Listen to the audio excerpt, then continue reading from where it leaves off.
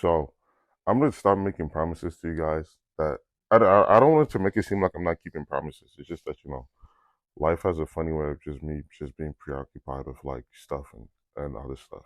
But anyway, this video is about body recomping and how I did it. So this is just my perspective on the whole matter, of course. Like I'm not saying my word is fallible, like or I'm God or like some omniscient person on the opinion. This is just my opinion on the whole situation. All right. So anyway, when it comes to recomping, right? Obviously, like the standard way people think, oh, the only way I can build muscle is either bulking, cutting, maintaining. I'm just saying maintaining because maintaining kind of sounds stupid. I'm gonna just be honest. But my opinion is I feel like you can still like a perfect example is I'm trying to cut for summer, right? This video was made in April. Summer's in June. I'm currently trying to cut for summer, but the biggest thing is like the scale is not moving, but I'm getting stronger. So obviously, that indirectly would mean I'm in a recomp where I'm losing fat while still maintaining the muscle I have, or potentially still building some. Hard to tell. But anyway, moving on. So this is what I'm doing currently differently. I'm in a cut.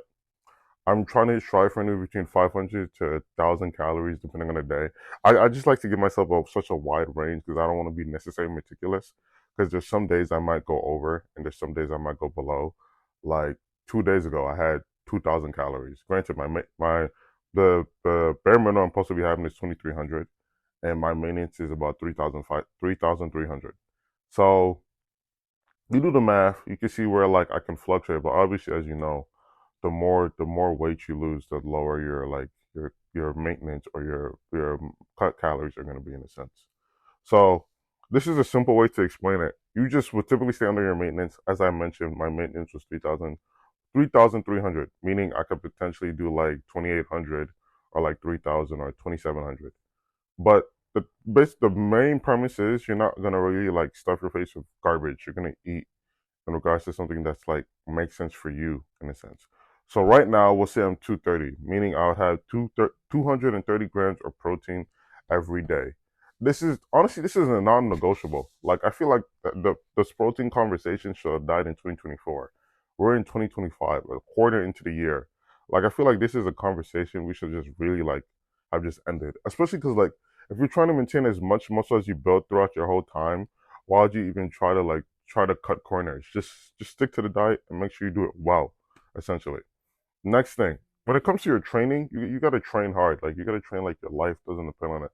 I feel like I saw a reel that made me laugh where they showed some guy where he was training for 12 years. And granted, he wasn't really in good lighting. He was just like you just see him after he woke up. Like I'm sure if I posted a video of me after I woke up and I just turned around, people would be like, "Oh, your physique is terrible." Or something. And one of the main comments that was popular is like 10 years of goofing around. I thought it was funny. Obviously, people have unrealistic standards with nearly everything in life. So they probably did with him. But that's just a perfect example of like, if you don't train, essentially, I'm not saying I don't know the guy personally, so I'm not going to speak on like how he trained.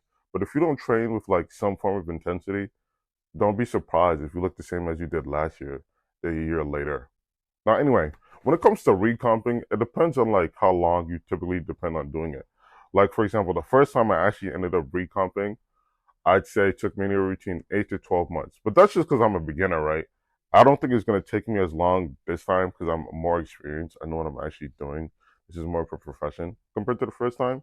But at the same time, as I always say, experience is the best teacher. Meaning that like recomp takes patience, but it is sustainable. Hence why like I wouldn't recommend anything to you guys if I didn't feel like you were able to do it in a sense. Now, what's it called? Then another thing I want to mention about recomping isn't necessarily like a get quick scheme. You know how people be like, oh, I want to lose 30 pounds in a month? Very unrealistic. It's about consistency and discipline. That goes for everything in life, not even just working out in general. Like if you don't keep your nutrition routine, if you're not focused on your training, if you're not your sleep's not dialed in. I didn't even mention sleep this whole video. If you're not going anywhere between 7 to 9 hours, you're just essentially playing yourself. I don't know if you guys are gonna notice this in brief cut, but someone called me. Anyway, if you're not sleeping, if none of that's not dialed in, this is not you're not gonna be able to create a physique that you're proud of without the dirty bulks, the crash sites, or anything else. If you guys want me to go in detail about anything I might have potentially mentioned in this video, don't hesitate to let me know. Hope you guys enjoyed and hope you guys have a good one.